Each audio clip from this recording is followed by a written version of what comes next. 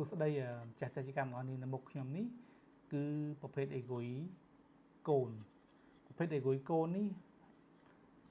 យើងមើលទៅតាមប្រភេទអេហ្គុយនេះគឺកលាត់กระดาษទាំងអស់ណាអានេះ Nest Pro គឺអេហ្គុយកូនសម្រាប់ដាក់ក្នុងតេជកម្មជាទូទៅរោងចក្រមួយគេផលិតអេហ្គុយមកគឺមានខាងក្នុងខុសគ្នា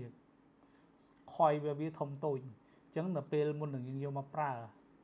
យើងត្រូវដឹងថាតើអេហ្គុយមួយហ្នឹងយើងត្រូវយកមកតេស្តសិនដើម្បីយើងដឹងថាអេហ្គុយនេះយើងត្រូវសេរី BMT ឬក៏ bass mid treble វាហ្នឹងកម្រិតប៉ុន្មានដើម្បីឲ្យវាចេញសំឡេងមកស្អាតអញ្ចឹងសម្រាប់អេហ្គុយមួយមុននឹងយើងប្រើយើងតេស្តសិនអញ្ចឹងណាឥឡូវខ្ញុំតេស្ត Nest Pro ឲ្យបងប្អូនត្រាប់ចំពោះ Nest Pro កលាតกระดาษយើងសេរី bass mid treble ហ្នឹងទៀបបានហើយ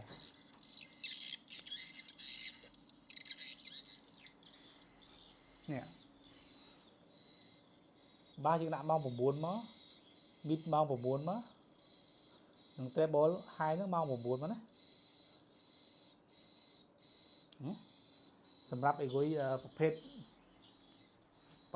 អេហ្គុយកលាតกระดาษ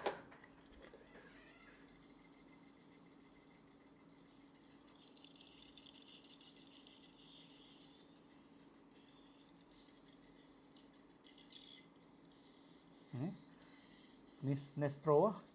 Nest M ខ្ញុំសាក Nest M ម្ដងនេះប្រភេទ Nest M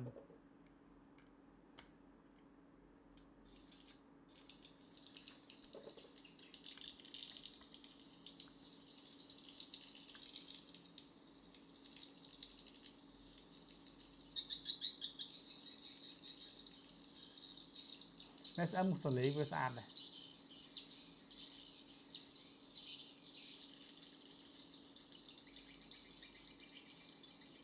កុំឲ្យវាចាចពេកសំឡេងកូនណាកុំឲ្យលឺខ្យល់ខ្លាំងពេកឬក៏លឺសំឡេងវាចាចខ្លាំងពេកឥឡូវខ្ញុំតេស្តមកSuper Sound 2x5 3x3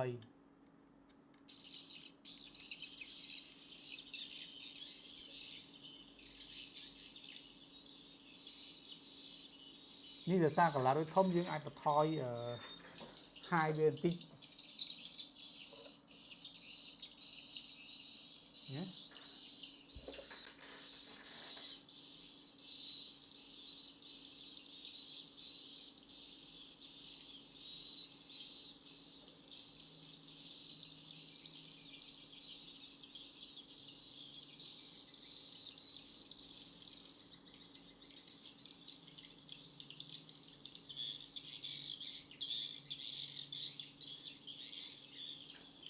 ឥឡូវយើងមកមើល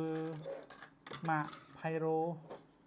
85Pyro 85យើងអាចប្រើសំឡេងកូន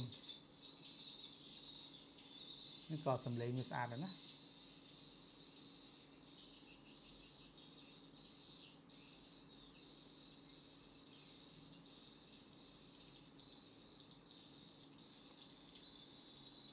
យើងមកមើល Pyro 88ម្ដង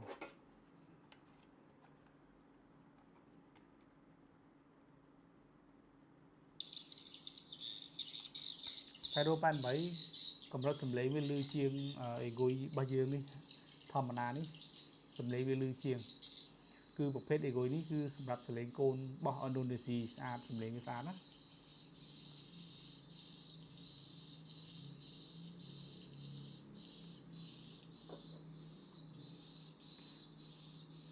បើសិនជានេះគឺកលាតกระดาษអបកានណាបើយើងចង់ប្រើកលាតផ្លាស្ទិកយើងត្រូវសេរីខុសពីហ្នឹងបើក្នុងករណីយើងប្រើពពួកអេហ្គុយកូនកលាតផ្លាស្ទិកយើងយក bass នេះយើងដាក់ម៉ោង12ទៅmid នេះយើងដាក់ម៉ោង10ទៅហើយហ្នឹងយើងឲ្យទៀបបានហើយកុំឲ្យវាស្រួយពេកឥឡូវខ្ញុំដាក់ចាក់ស្ដាប់នេះ Audix 65 original លេងវារៀងលឺជាងគេណា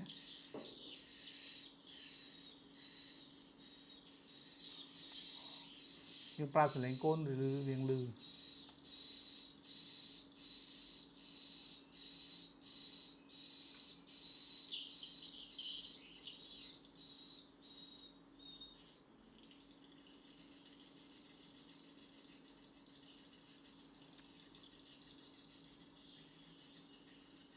ចឹងបងប្អូនទាំងអស់គ្នាអាច